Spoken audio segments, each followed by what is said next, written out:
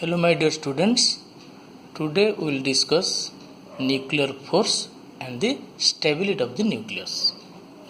First we recall this is the nucleus, the house name is nucleus, the members present inside it are called as nucleons. Here the protons and the neutrons are nucleons. First we have to know what is nuclear force.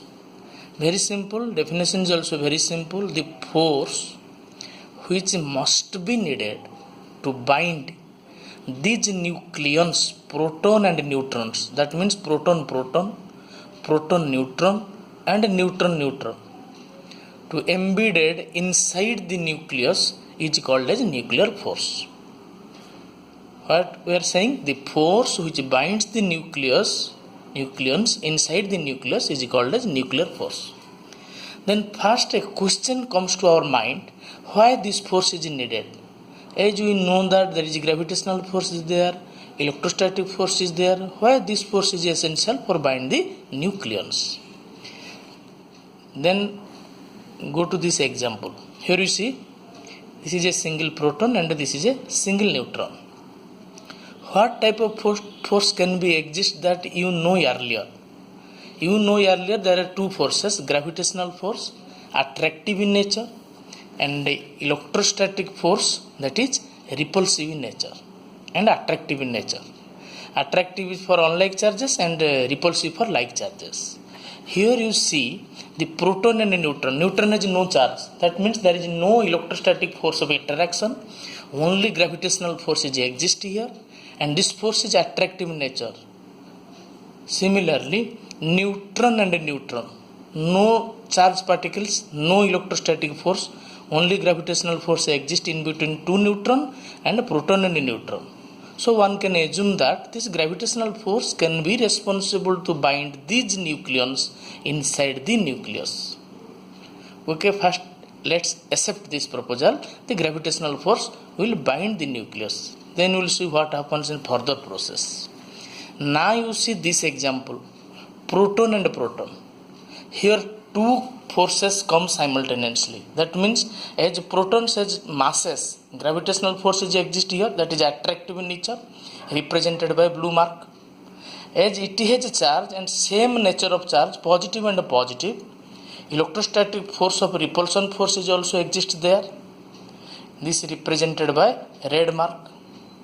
Now you see what happens. This repulsive force dominates the attractive force, gravitational force. Then how these two protons can bind inside the nucleus?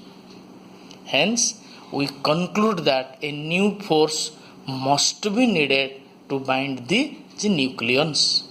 As previously it was not accepted due to attractive force of gravitational force.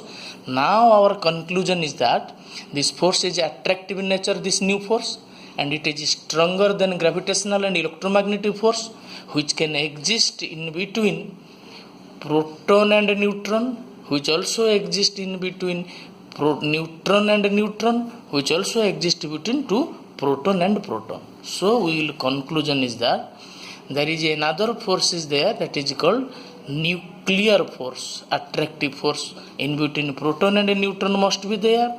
In between two neutron must be there a nuclear force, this new force, and there is also in between two protons. Hence, nuclear force is a very essential force which can count this repulsive electromagnetic force, and this nuclear force is attractive in nature. Now we have to summarize what are the characteristics of our nuclear force. There are so many properties are associated with this nuclear force. First we will go to one by one. First one is our attractive in nature. As we know previously, gravitational force is only attractive in nature, and electromagnetic force both is attractive and repulsive in nature. But this nuclear force only attractive in nature. It can attract or bind the two nucleons. It may be neutron and neutron, or it may be neutron and proton, or it may be proton and proton. Now our next property is short range force. Range means distance. Up to what distance the nuclear force exists in between two nucleons. it is estimated that this force is effective only up to distance order of 1 Fermi or less than it. 1 Fermi means 10 to the power minus 15 meter. If the nucleons will exist more than that, then this nuclear force does not exist to bind these nucleons. If you will compare the gravitational force and electromagnetic force with this nuclear force, the nuclear force becomes short range force, but the gravitational force and electromagnetic force is a high range force. That means it is applicable for more than 1 Fermi distance. Now the third property is whether this force is depends upon charge or not. First you see, it is observed that the nuclear force in between two neutrons is same as neutron and proton and same as proton and proton. That means this nuclear force is a charge independent force. Force does not depends upon charge. That is charge independent force. So third property is our charge independent force. Then we have to compare the strength of the force that we know. Out of 4 basic forces, we are acquainted with nuclear force, electromagnetic force and gravitational force. If we will compare these forces, if all these forces are exist in between two nucleons, it is estimated that this nuclear force is largest force among these three, then electromagnetic force, then gravitational force. Then out of these three forces, gravitational force is smaller in magnitude and nuclear force is larger in magnitude, and the magnitude of electromagnetic force is intermediate state, that is less than nuclear force and greater than gravitational force. Then next property is our central or non-central force. In previous class we know that the gravitational force is a central force, electrostatic force is a central force. Then first you recall the old theory, what is central force?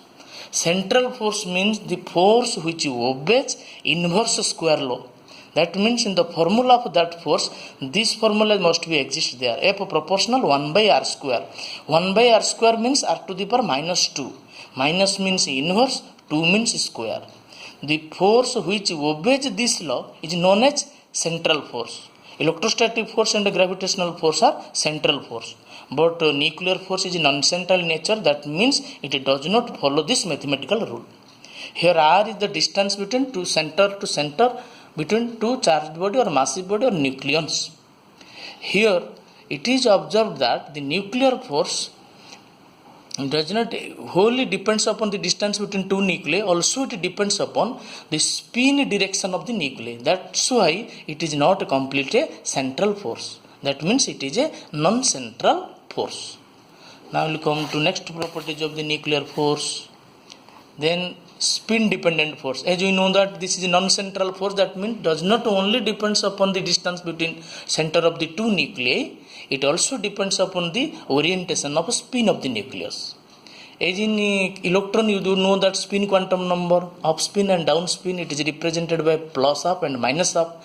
Similarly, the nucleons are spinning and their quantum numbers are represented as plus half or represented as minus half. That is the spin quantum number. Plus half means anti-clockwise motion, minus half means that is clockwise motion. Here you see the diagram. If both the nucleons are same direction of spinning, both anti-clockwise or both clockwise, that spinning is called parallel spinning, then force of interaction is stronger. If the two nucleons are in opposite spinning, that means one is clockwise and another one is anti-clockwise, then that spinning is known as anti-parallel spinning. If you will compare the parallel spinning and anti-parallel spinning, the nuclear force is more in case of parallel spinning and less in case of anti-parallel spinning. That means it is concluded that the nuclear force is a spin dependent force. Now the next property is nuclear force is saturated force. Saturated force means what? It can bind the limited number of nucleons inside a nucleus. For example, sodium 1123 is a nucleus contain 23 number of nucleons. That can this nucleus 23 number of nucleons can bind by the nuclear force. If extra will be added, that cannot be binded to here. That means that force is saturated, within the range of 23 nucleons. That means nuclear force is a saturated force. The last and very important property is nuclear force is exchange force. It's like all the forces, all the relations depends upon an exchange particle.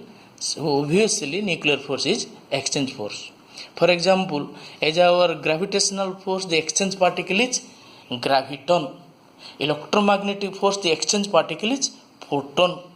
As like two paper can be stick each other by a glue on, means sticky substance. Similarly, gravitational force, the exchange particle is graviton to bind the two massive body. Electromagnetic force, photon, is responsible to find two charged particle. Similarly, there is exchange particle here that is known as mesons, called as pi mesons. There are three types of mesons: pi neutral meson, pi 0, positive mesons, pi positive, and negative mesons, pi minus. This theory was suggested by scientist Yokoba of Japan in 1935. What he suggests? Now he suggests that different nucleons, that means neutron and proton, have different meson clouds. Surrounding cloud is there, meson clouds. Each at every moment, that means it is continuously, each nucleon, neutron or proton emits and reabsorbs. It can emit, it can reabsorb these meson particles, pions. As there is a transfer of momentum due to shifting of these pions. When there is neutron to proton, proton to proton, and neutron to neutron, neutron and proton, there is always exchange of pions. This shifting of pions, by what? Through the double bosons, a particle is there, which leads to action of nuclear force.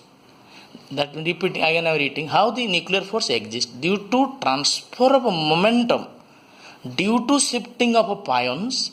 There is nuclear force exists or leads, which bind the neutron neutron, proton proton, or neutron proton. Now see the examples. How can you know which particle is responsible to bind which nucleons? First you see neutron and neutron. Here exchange particle must be pi 0. How you know that whether it is pi 0 or pi minus or pi positive?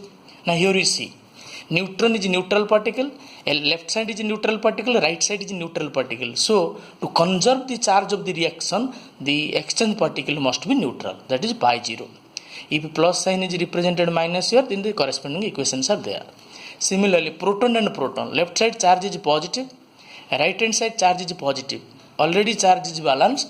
That means a neutral pi 0 mesons is responsible to interact in between proton and proton to develop the nuclear force. Similarly, you see here neutron left side charge is 0, right side is proton, as it is positive, charge is not balanced. To make it neutral, as it left side charge is neutral, so pi minus meson is here. Similarly, you see proton and neutron here.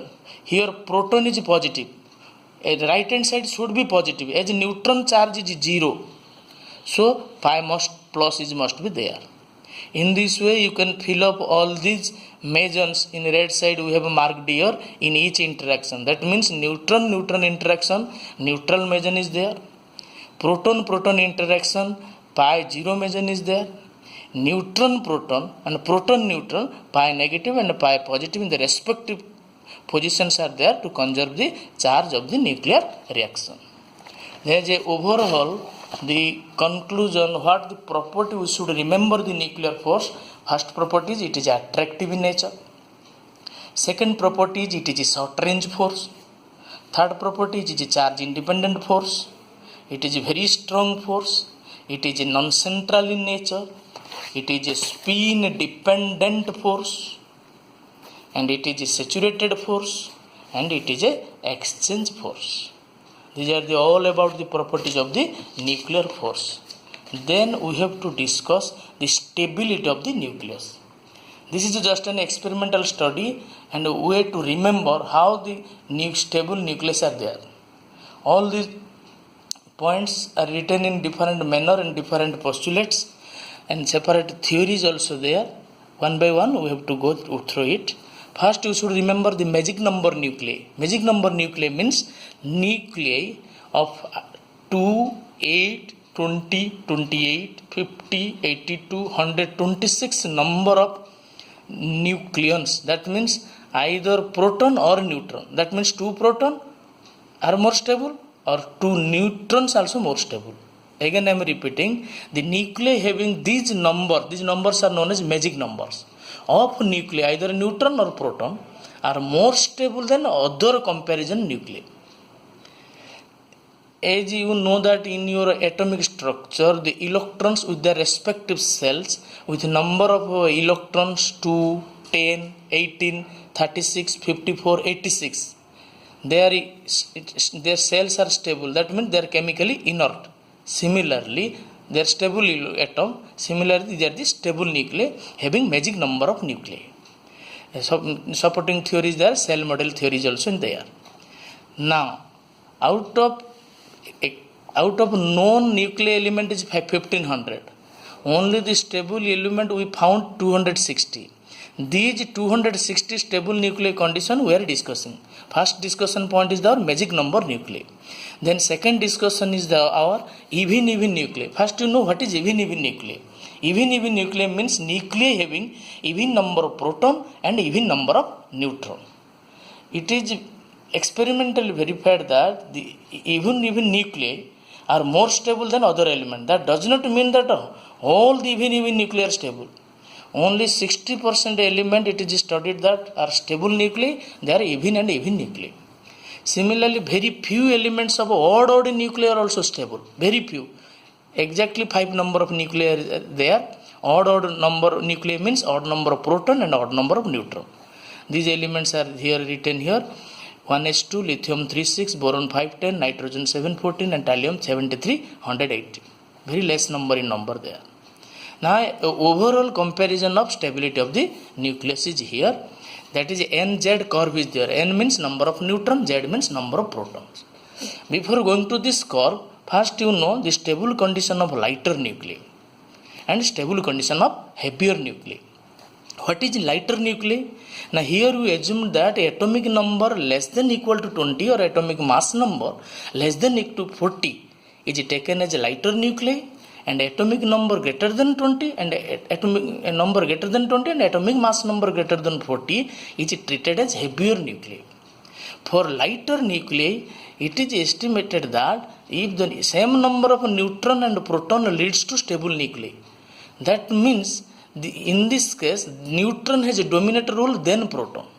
That means the repulsive force in between two proton does not disturb the attractive force between two neutrons. Hence, it is estimated that the lighter nuclei n by z ratio is equal to 1. Most of the elements, not exactly all the elements. Similarly, for heavier nuclei due to the heavy size of the nucleus, the most stable condition prefer n greater than z. That means n by z greater than 1. Here you can explain that if neutron number is less, z number is more, then what happens? Now, if z number is more, then electrostatic repulsive force will be more because due to more in charge. That means electrostatic force dominates over the neutron, for which nucleus cannot be stable. But if that does not imply that for every stable condition is n greater than z. In some cases, for more number of neutron is also there, but that is instability is there. That is due to interaction of neutron and proton. That is separate thing. It is just a graph of expected most of the stable element. Heavier nuclei prefers n by z greater than 1 and a lighter nuclei prefers n by z is equal to 1. If you will plot the graph n versus z, first to draw a dotted line of n is equal to z. This line represents y is equal to x of a slope 1. That means angle is 45 degree. Of two atomic number 20, obeys n by z is equal to 1. Slope is 1. That graph will be like in this way.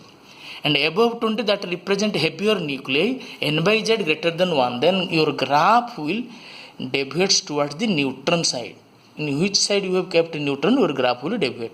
Here neutron number is shown in y-axis. That's why for heavier nuclei, graph is shifted to y-axis. If n is shifted to this, then your graph will deviate to this. This is the stability curve. Most of the elements, not exactly all the elements, are represented in this way. For lighter nuclei, The graph is nature is straight line, and for heavier nuclei, graph nature is hyperbolic and deviates towards the neutron sides. Thank you all.